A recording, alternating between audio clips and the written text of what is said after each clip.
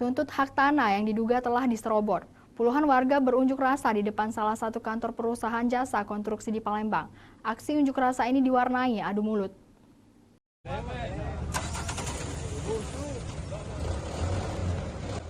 Puluhan warga bersama mahasiswa yang tergabung dalam lembaga konsultasi dan bantuan hukum menggelar unjuk rasa di depan kantor salah satu perusahaan jasa konstruksi di Palembang.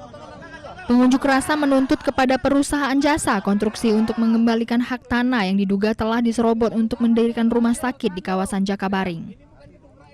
Menurut pengunjuk rasa, tanah yang dimaksud merupakan milik seorang warga bernama Zakaria dan memiliki surat hak milik sejak tahun 1978.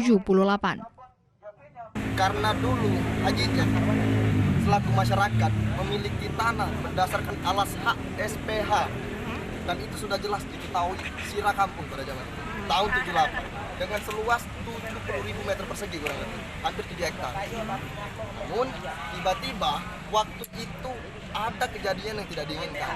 Saya ketahui untuk permasalahan Hermina ini kemarin ada laporan ke PTSK di Kepolisian Daerah Sumatera Selatan.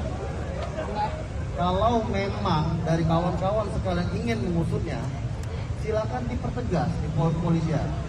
Untuk masalah kasus ini, kita pun kemarin sempat dilaporkan, karena kita sifat terlapor, kita tidak mengetahui hasilnya. Aksi yang sempat diwarnai ketegangan ini berhasil diredam pihak kepolisian dan unjuk rasa berjalan normal kembali.